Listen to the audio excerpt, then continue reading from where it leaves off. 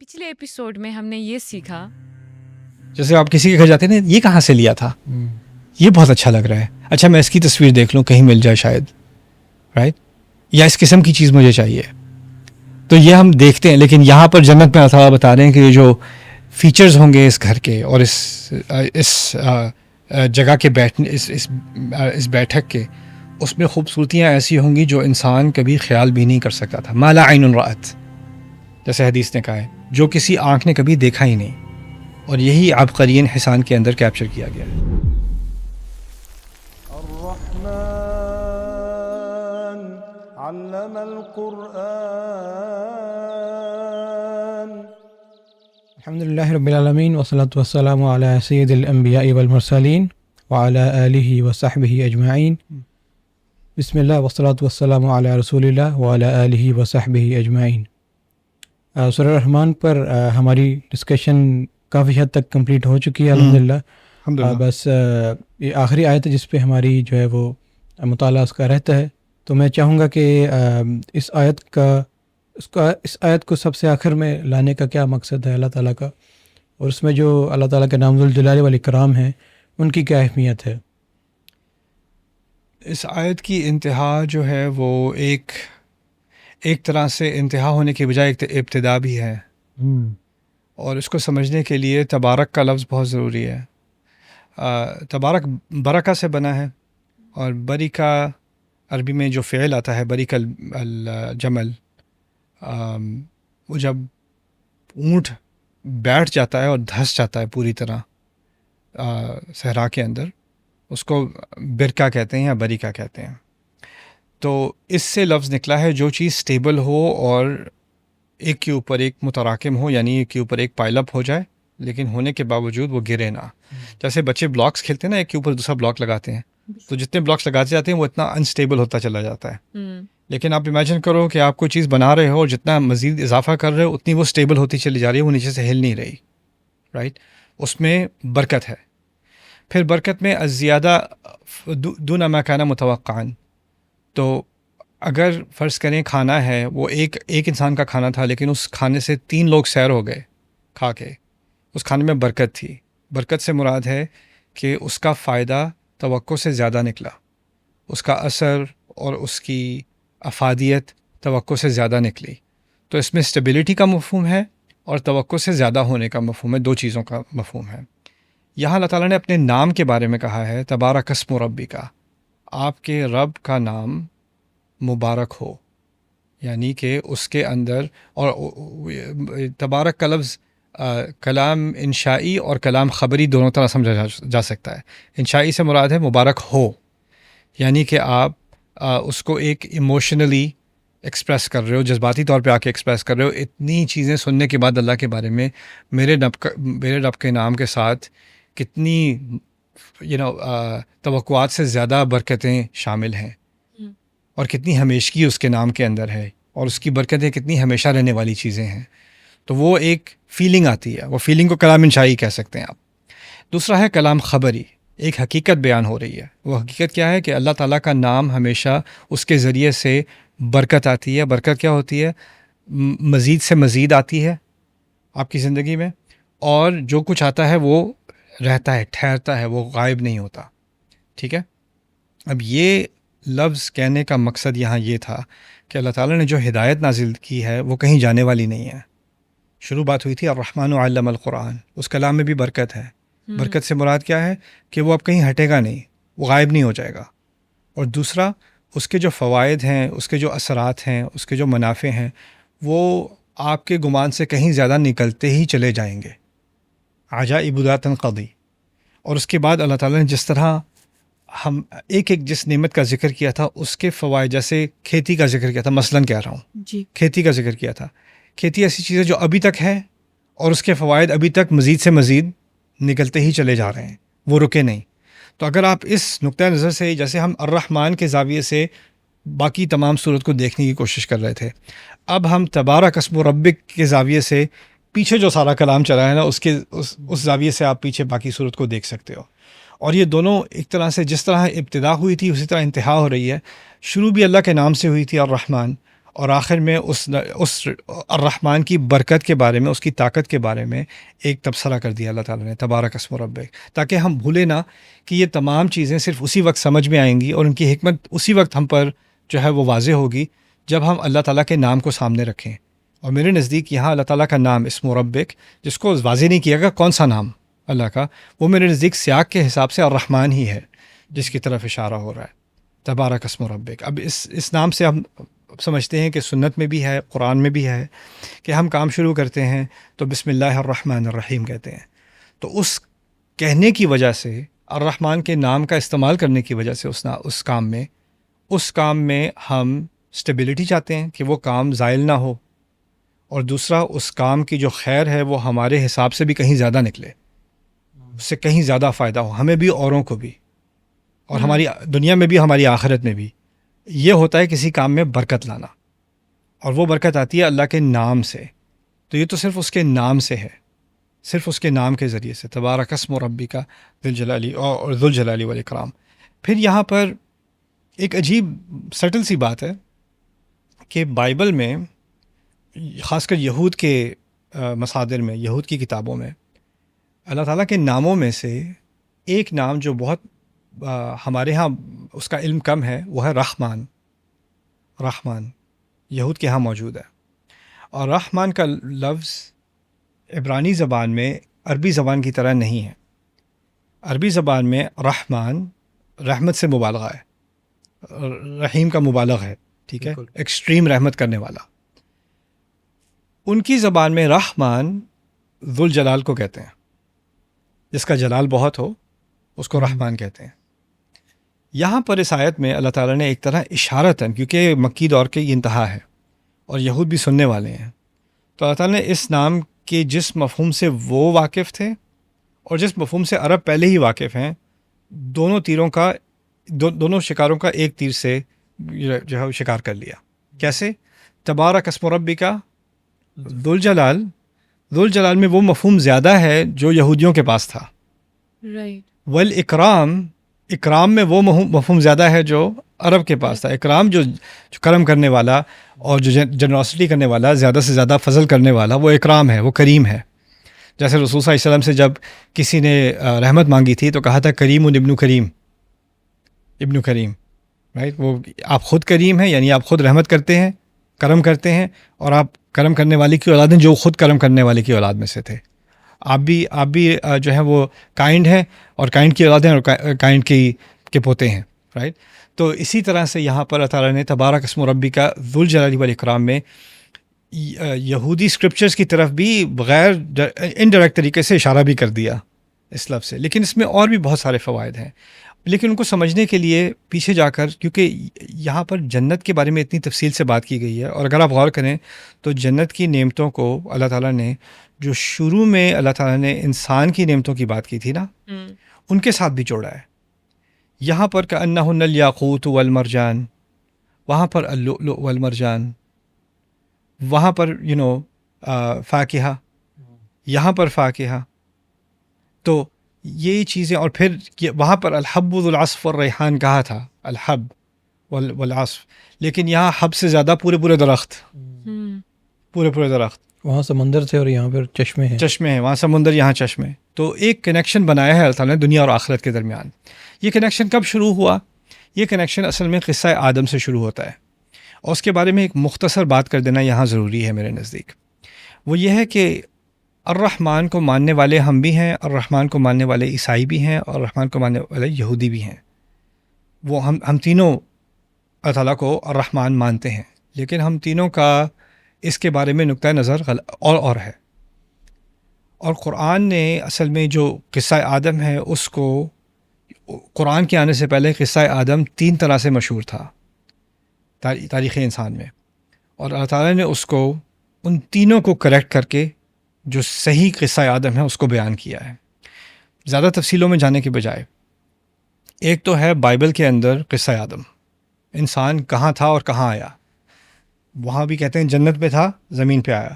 یہ صورت بھی زمین کی بات ہو رہی ہے اور پھر جنت کی بات ہو رہی ہے، رائٹ. ان کے جو بائبل کا قصہ ہے اس میں اللہ تعالیٰ نے انسان کو جنت کی ملکیت دی اور تمام جانوروں کو نام رکھنے کا حق دیا. اور جب اس نے یعنی وہ مالک تھا جنت کا.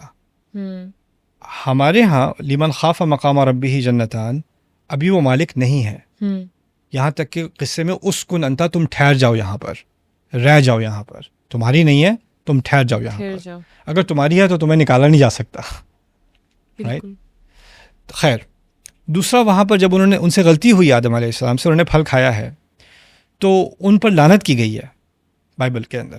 اور لعنت کیا ہے کہ ان کو موت کا سامنا کرنا پڑے گا, ان کو کام کرنا پڑے گا, اور ان کو کمر توڑ توڑ کر کھیتی کرنی پڑے گی. یہ بائبل کے الفاظ اس طرح سے ہیں کچھ. اب آپ ان آیات کی طرف آئیے تو جو والحب ذو العصف وہ کھیتی کی طرف اشارہ ہے. وہ لعنت ہے یا نعمت ہے؟ نعمت ہے. کل من علیہا فان, موت کا ذکر آ گیا. وہ لعنت تھی یا نعمت تھی؟ نعمت تھی. وہ نعمت تھی. یہاں تک کہ فنا بھی ایک نعمت ہے اللہ تعالیٰ کی طرف سے. جس چیز کو بائبل نے لعنت بتایا اس چیز کو قرآن نعمت بتا رہا ہے. پھر عورت کے بارے میں کہا کہ اس کے دو مسائل ہوں گے. ایک تو وہ جب بچہ پیدا کرے گی تو بہت تکلیف میں ہوگی, اس کی تکلیف اس کی سزا ہے پھل کھانے کی. اور دوسرا کہ وہ اب پہلے وہ مرد کے ساتھ ساتھ ہوتی تھی, اس کی پارٹنر ہوتی تھی, اب وہ اس کی ملکیت بن کر رہ گئی ہے.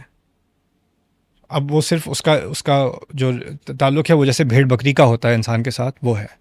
یہاں پر اللہ تعالیٰ نے جنت میں جہاں پہ مرد کو حور بھی دی ہے وہاں بھی اس کو بھیڑ بکری کی طرح نہیں, ایسی مخلوق جس سے اس کو سکینت ملے, جس کی اچھی کوالٹیز ہوں, اس کی طرف اشارہ کر دیا. اور اس کو وہ ہمیشہ ہیرے اور موتی کی طرح سمجھے کہ انہن الیاقوت والمرجان, اس کی ویلیو کرے. بائبل میں کیا تھا, اس کی ویلیو ہوگی نہیں, اس کی ویلیو وہ پھر صرف ملکیت بن کے رہ جائے گی. اور سانپ کو بھی لعنت کی, یعنی اور یہ 3 لعنتیں کر کے زمین پر بھیجا گیا. یعنی زمین کی زندگی آدم کے لیے ایک عذاب ہے اور ایک لعنت ہے. اور کیونکہ اس سے یہ غلطی ہوئی ہے, اب یہ لعنت اٹھانے کا ایک ہی طریقہ تھا. اگر انسان کی وجہ سے یہ لعنت ہوئی ہے تو یہ انسان ہی اس کو اٹھا سکتا تھا. عیسائیت کے فلسفے میں, یہ بائبل میں نہیں ہے, اب یہ عیسائیت کا فلسفہ ہے, کیتھولک فلسفہ. اس فلسفے میں انہوں نے کہا کہ انسان سے اتنی بڑی غلطی ہے, وہ جتنی بھی اچھائیاں کر لے, جتنا بھی صدقہ کر لے, خیرات کر لے, انصاف کر لے, کوئی فرق نہیں پڑنا, وہ اس برائی کا جو اس کا عوض ہے وہ نہیں دے سکتا. کیونکہ وہ, اور پھر انسان سے ہی غلطی ہوئی ہے تو انسان نے ہی فکس کرنا ہے. پالیسی ہوتی ہے نا, if you break it you pay for it, تم نے توڑا ہے تم ہی قیمت دو گے. تو وہ ایک طرف تو کرنا بھی انسان ہی کو تھا, لیکن دوسرا انسان کر نہیں سکتا کیونکہ اس کے اندر اتنی گندگی ہے, وہ اتنا خراب ہے کہ وہ جتنا بھی اچھا کر لے اس کی خرابی اس سے نہیں جا سکتی. پرپیچول وکڈنس, وہ کہتے ہیں ہمیشگی کے لیے اس کے اندر ذلت ہے اور خرابی ہے, شر ہے. تو پھر اللہ نے خود کہا چلو میں ہی فکس کر دوں, انسان نہیں فکس کر سکتا تو. لیکن وہ پالیسی کے خراب ہے, کیونکہ پالیسی کے خلاف ہے, کیونکہ پالیسی کیا ہے, اگر انسان نے خراب کیا تو انسان ہی فکس کرے گا. تو پھر خدا نے عیسائی فلسفے میں کیا کیا, خدا نے ایک نیا سولوشن جو ہے وہ حل ڈھونڈا.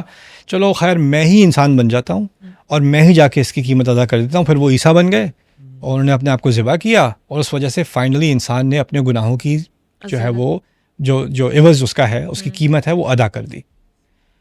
اس صورت میں اور پورے قرآن میں آپ یہی بات دیکھیں گے کہ پہلا, یہ زمین لعنت نہیں ہے, ہم یہاں عذاب دیے ہوئے نہیں آئے. شروع سے ہی جب اللہ تعالیٰ نے الرحمن کی بات کی تھی, المنتقم کی بات نہیں کی تھی, العزیز کی بات نہیں کی تھی, الجبار کی بات نہیں کی تھی, الرحمن کی بات کی تھی. اور جنت کی نعمتوں سے پہلے کس نعمت کا پہلے ذکر ہے؟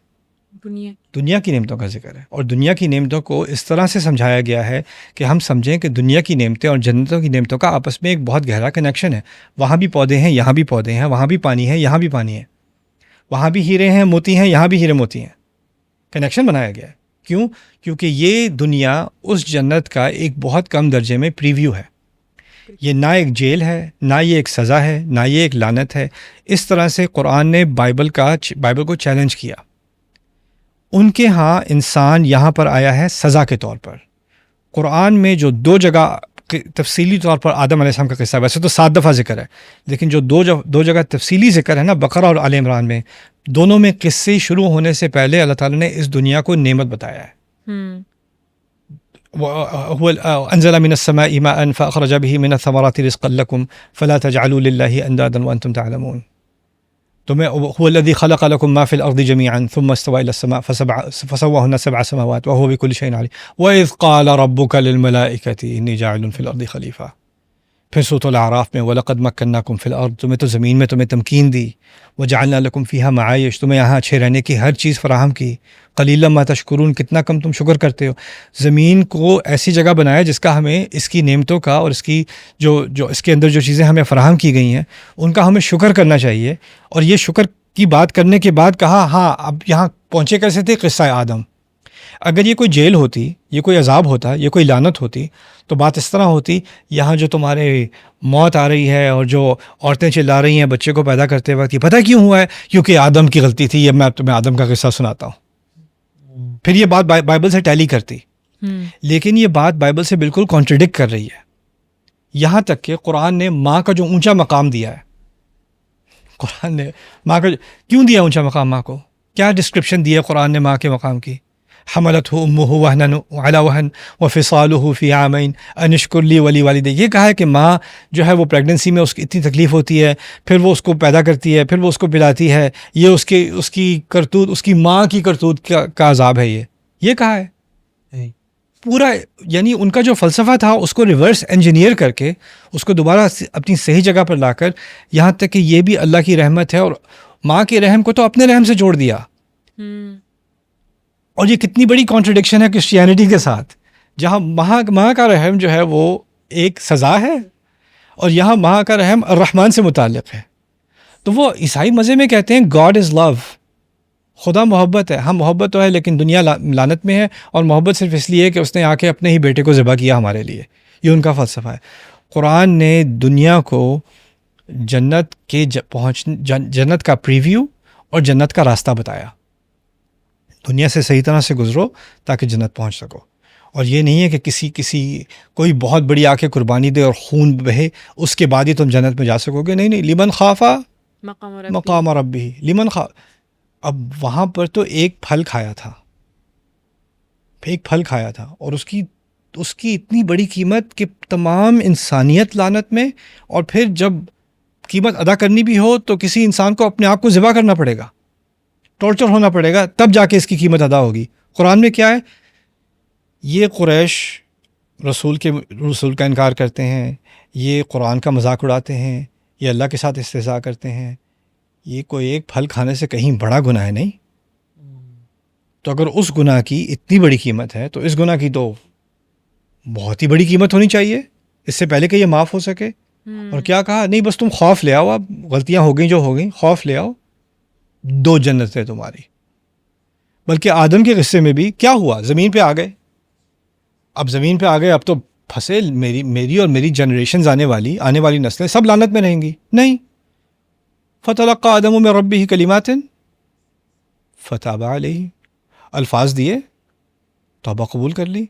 انسان کھلے دل سے اپنے رب سے توبہ کرے، اپنی غلطی کا اعتراف کرے اور معافی مانگے، بس بات ختم. اور کوئی لعنت نہیں بچی، کوئی جنریشنل کرس نہیں ہوا، کچھ نہیں ہوا. ہم اس قصے کو اگر اس کے تاریخی پس منظر میں نہ سمجھیں نا تو ہمیں یہ معلوم نہیں ہوگا اللہ تعالیٰ نے سورۃ الرحمن میں اور قرآن میں خاص کتنی بڑی مصیبتوں سے، مذہبی مصیبتوں سے انسان کو نکالا ہے. بالکل. عیسائی فلسفہ بہت بڑی مصیبت تھی، اور عیسائی فلسفے کے تاثرات مغرب پر آئے، اور مغرب کے ذریعے سے مغربی سائنسز پر آئے، مغربی فلسفے پر آئے. یہاں تک کہ جب وہ عیسائی نہیں بھی رہے، سیکولرسٹ ہو گئے، ایتھیسٹ ہو گئے، پھر بھی اس کے سائیکولوجیکل ایفیکٹس رہے. جیسے فرائڈ ہے، فرائڈ کہتا ہے ہم شروع سے ہی، پیدائش سے ہی ٹوٹے ہوئے انسان ہیں. ہم ہیں ہی بروکن، اوریجنل سن ہے ہماری. وہ لفظ استعمال نہیں کرتا لیکن اس کی سائیکالوجی میں یہی ساری بات ہے. اور آپ اپنی ٹراما سے اسکیپ نہیں کر سکتے. آپ کا جو چائلڈہڈ ٹراما ہوا ہے وہ ہمیشہ رہے گا. عیسائی کیا کہتا ہے؟ آپ اپنی اوریجنل سن سے اسکیپ نہیں کر سکتے، کوئی باہر سے انٹرونشن آنی ہے. فرائڈ کہتا ہے آپ اپنے اوریجنل ٹراما سے کبھی اسکیپ نہیں کر سکتے. وہ کہتے ہیں کہ ہمارے باپ کی غلطی ہے. یہاں تک کہ ببلیکل جو تھیولوجیکل لٹریچر ہے اس میں وہ لوگ آدم علیہ السلام کو بہت برا بلا دکھاتے ہیں، کیونکہ ان کا کانسیپٹ کیا ہے؟ جتنا آدم کو ہم بری روشنی میں ڈالیں گے اتنا ہی عیسیٰ علیہ السلام اچھے لگیں گے. کیونکہ انہوں نے عیسیٰ علیہ السلام کو فیچر کرنا ہوتا ہے. تو بالکل آدم کے قصے وہ کہتے ہیں the fall of Jesus, the fall of Adam and the rise of Jesus. تو گرنے کو آدم سے منسوب کیا اور اٹھنے کو عیسیٰ علیہ السلام سے منسوب کیا. اور آدم سے مراد اصل میں تمام انسانیت ہے، رائٹ. تو یہ ان کے کانسیپٹس ہیں. لیکن ہمارے ہاں یا رب وَلَقَدْ كَرَّمْنَا بنی آدم، ہم نے تو آدم کی اولاد کو عزت دی، ذلت نہیں دی، عزت دی. ما يفعل اللہ بعذابکم ان شکرتم، اللہ تمہیں کیا ملے گا اللہ کو تمہیں عذاب دے کے اگر تم بس شکر گزار بن جاؤ.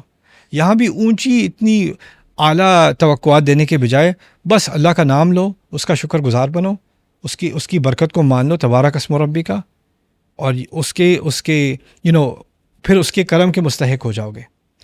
میں نے ذوالجلال کو جان بوجھ کر اسکپ کیا، ذوالجلال کو میں نے اسکپ کیا. کیوں؟ یہودیوں کا ایک اور مسئلہ ہے. یہودی کہتا ہے کہ ان کے فلسفے میں یہی قصہ جو آدم علیہ السلام کا قصہ ہے یہ بائبل میں ہے، اولڈ ٹیسٹمنٹ میں، جو عیسائی بھی مانتے ہیں یہودی بھی مانتے ہیں. مزے کی بات یہ ہے اس قصے میں توبہ کا کوئی ذکر نہیں ہے. ہمارے ہاں زمین پہ آدم آتے ہیں، توبہ کرتے ہیں، استغفار کرتے ہیں، وہاں نہیں ہے. بس وہ آدم زمین پہ آ گئے اور پھر قصہ شروع ہو گیا. اگر استغفار کر لیتے تو عیسیٰ کی ضرورت نہ ہوتی عیسائیوں کے نزدیک. اور یہودیوں نے تو اس کا ایک اور ہی مطلب نکالا. انہوں نے نکالا کہ بھئی ٹھیک ہے آدم سے غلطی ہوگی، اس میں کیا بڑی بات ہے، غلطیاں تو ہر ایک سے ہوتی ہیں، اور خدا جو ہے وہ کبھی کبھی غصہ کرتا ہے لیکن پھر وہ خود ہی اس کا موڈ ٹھیک ہو جاتا ہے.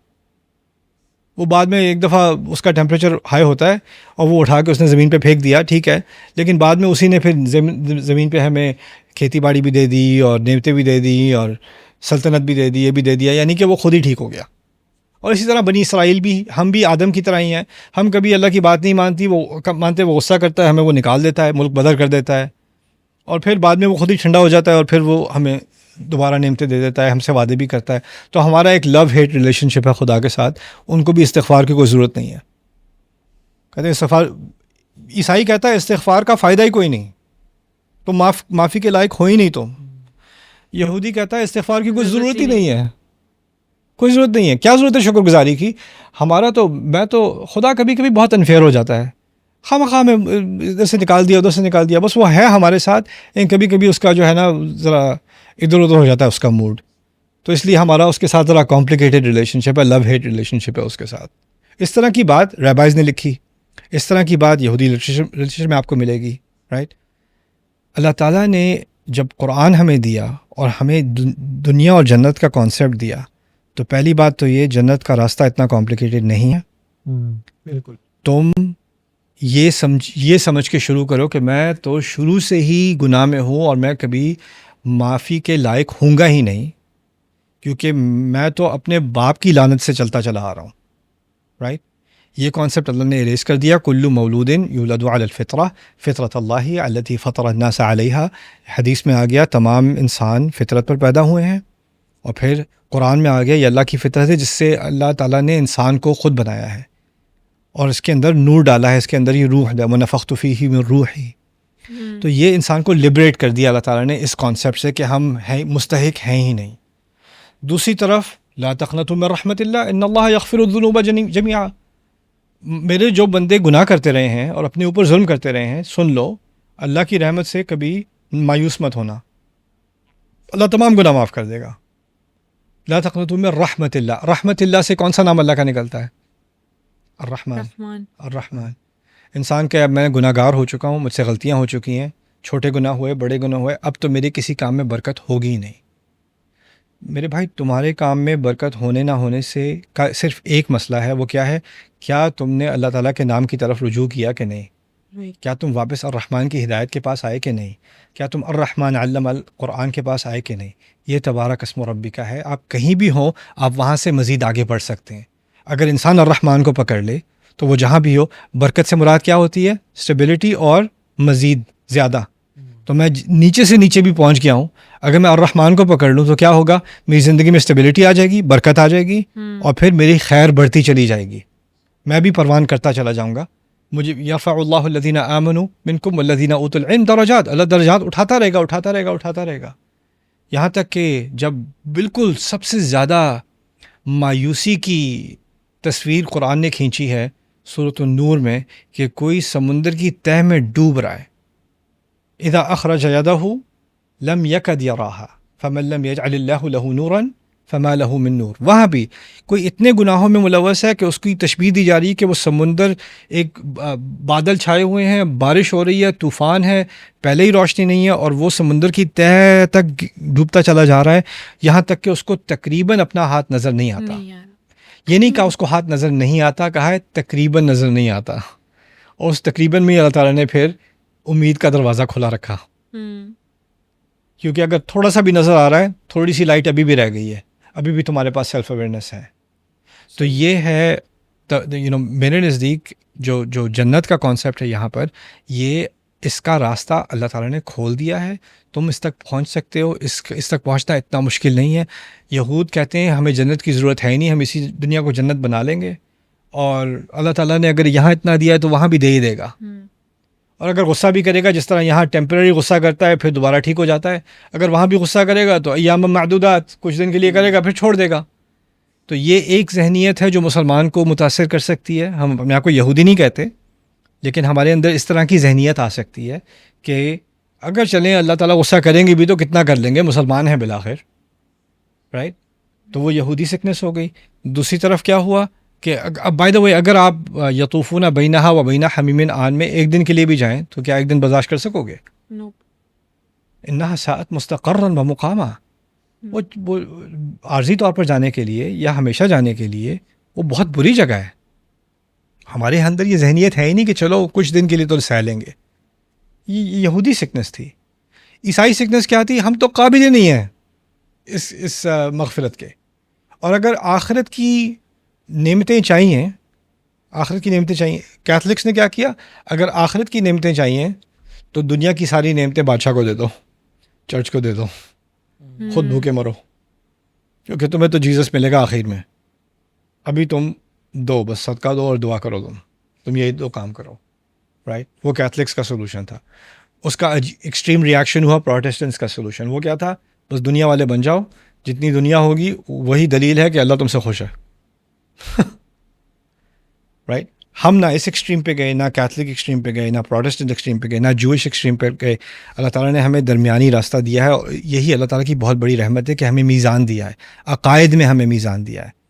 عقائد میں وَأَنزَلْنَا مَعَهُمُ الْكِتَابَ وَالْمِيزَانَ لِيَقُومَ النَّاسُ بِالْقِسْطِ. کیونکہ جب عقائد، ہمارے جو بلیفس ہیں وہ کرپٹ ہو جاتے ہیں تو پھر پوری زندگی کرپٹ ہو جاتی ہے، ہر چیز اس کے ساتھ کرپٹ ہو جاتی ہے. تو یہ میرے نزدیک ہے تبارک اسم ربک ذو الجلال والاکرام. یہود کو اللہ تعالیٰ کا جلال نہیں رہا، اس کی اکرام پر اعتماد ہے، اور اس کے جلال کا کوئی خوف نہیں ہے انہیں. اللہ تعالیٰ نے اپنے نام کے اندر ایک بیلنس رکھا ہے. یہ نام اللہ تعالیٰ کا صرف یہی نہیں ہے کہ رحمت کرے گا اور پھر اس کے جلال سے تمہیں ڈرنے کی ضرورت نہیں ہے، یہ نہیں ہے. اور یہ نہیں ہے کہ صرف جلال سے ڈرتے رہو یعنی تم پر کبھی اکرام نہیں ہوگا.